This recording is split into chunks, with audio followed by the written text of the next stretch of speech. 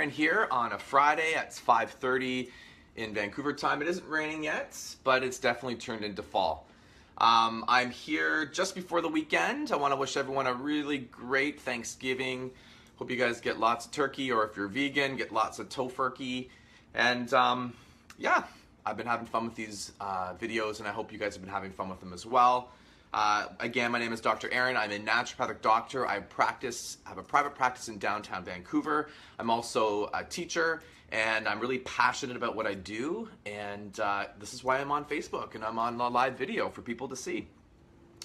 Last week, so this is episode 15. Last week, episode 14 was all about insomnia and sleep issues. Just a quick little recap. There are three main types of insomnia: sleep onset, sleep maintenance, and sleep offset insomnia. For people that are dealing with sleep onset insomnia, they're having difficulties falling asleep. A lot of times that's a racy mind, or a hamster on a wheel, I like to call it. Sometimes meditation can be really good for that. A lot of times people are prescribed things like zopiclone or trazodone to help sleep, sometimes an Ativan. While they can help someone get to sleep, what could happen is they develop something called sleep maintenance or sleep offset insomnia, and that's when they wake up somewhere in the middle of the night or at the early morning and they just have a hard time falling asleep. We talked briefly about some of the natural treatments. I talked about melatonin, 5-HTP. But if you're interested in getting a little bit more information about that, you have to check out episode 14, because today is going to be about depression. So I live in British Columbia. We're out here on the west coast of Canada. We deal with about a 20% mental health incident rate. So looking at 900,000 British Columbians struggle with a mental health disease at some point in their life. And so it's really important for me, this is the field that I'm working in, to really speak out and advocate for individuals that are struggling with mental health issues, including addiction issues. But today I want to talk to you a little bit about both what the conventional approach is for treating depression and some alternative treatments. So if you yourself are struggling with depression, I'm sure you've come across a Prozac or a Celexa or a Cipralex over the past little bit. SSRIs, called selective serotonin reuptake inhibitors, are a classification of medications that work to raise serotonin levels in the synaptic cleft in the brain. And that's supposed to help people elevate their mood. Probably only works, research shows, works 40 to 60% of the time. If the answer was serotonin, this medication would work for everyone, but that just isn't the case. There's other medications like Wellbutrin, bupropion. There are medications like mirtazapine. There's a lot of them, and there's some new ones coming out too. But the typical classifications are the SSRIs, the SNRIs, which focus on noradrenaline as well as serotonin, the NDRIs, which focus on dopamine, and yeah, those are the big classification of medications. So you may actually be on some of these, you may be wanting to come off of them, but most doctors are going to put you on the medications for at least a year before they even decide whether or not they want to take you off of it. Sometimes you just get put on it and you never get taken off of it. So it's important to check to see whether or not this is something that's really suiting you at this point. So what can I offer you as a naturopathic doctor? I've got 10 tips. Some amazing 10 tips, some natural tips that you can take to kind of help boost your mood. We could diagnose depression. There's a few things that are pretty characteristic: either sleeping too much or not sleeping enough, not getting pleasure out of daily life, either gaining weight or losing weight, dealing with appetite. Sometimes you can get some anxiety and panic attacks that fit into there. But if you're struggling with some of those things, here's a few tips for you. Tip number one, I can't undersay this, is exercise. Go for 20 minutes. Just get outside. Even if you don't want to go to the gym, you don't have to go to the gym, but if you're stuck in your house, if you're not getting out of your bed, just getting outside and going around the block for 20 minutes. That would be an amazing thing for you to do. If you could get out every single day, awesome. Next one would be try to have serotonin-rich foods that really support the neurotransmitter serotonin. And serotonin is actually a building block, or its building block is tryptophan, and it's found as an amino acid in lots of proteins. So protein-rich meals can be really good in that. Never skip a meal. I've talked about this before. When you skip a meal, your blood sugar starts to dip, and that blood sugar can cause a stress response. And that in itself can be stressful on the body. It can affect the body. And so by having regular spaced out meals, usually with a bit of protein with each one of them, you can help stabilize your blood sugar levels. It's good if you're diabetic, good if you're trying to lose weight, good if you're trying to maintain a good mood. Next one would be avoiding caffeine. I know it's such an easy thing to want to reach for. I like a good taste of coffee. But if you're someone who's drinking a lot of it could be anything more than 2 cups a day. You're probably doing too much, and maybe you could benefit from coming down it a little bit. Try spacing your coffees out with water. Try reducing the size of your coffee. Maybe instead of going for a medium roast, go to a dark roast, which has less caffeine, or switch over to an Americano. Try to reduce the amount of caffeine that you're getting.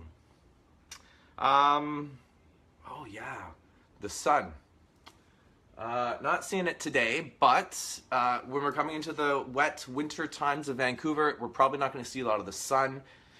If you're not traveling a lot in the tropical areas, get yourself a sad lamp. Sad lamp is the most, probably one of the best purchases I ever got. I got it about 10 years ago in the winter, especially if it's really, really dark out at 7, 8 in the morning. I'll pop that light on for about 15 minutes, and it's like 3 seconds, and my mood is instantly elevated. So you can get sad lamps at any local pharmacy. You could probably even Amazon a seasonal affective disorder lamp, or a full spectrum lamp is what you'd be looking for.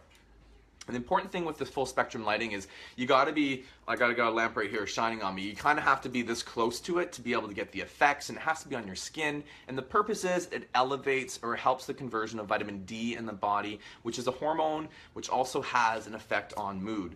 And so if you can't get any of that, you can also supplement with vitamin D. Be very careful. You can do high dosages, which could create some calcium imbalance in the body, but usually 2,000 to 3,000 IUs a day has been studied to be okay, but you got to talk to a health professional for that, or you can come and see me.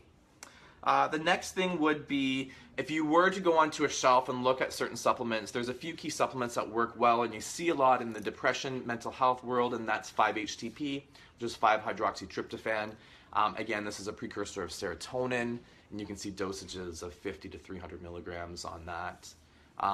L-theanine, SAM-E, St. John's wort. Now, one caution with St. John's wort. St. John's wort actually interferes with certain metabolic processes in the liver. So it can actually make certain medications more toxic, or other medications less effective. So you got to be careful with St. John's wort. You also have to be careful because it causes this photosensitivity reaction in some individuals, and you can be quite burnt in the sunshine with it. So be careful about that. And there's also something called sick serotonin syndrome, and that's when you do too many of these serotonin-rich type products. So if you're on a SSRI, you probably shouldn't be on 5-HTP. You probably shouldn't be on St. John's wort, because they're all working on serotonin, and you got to be careful of that.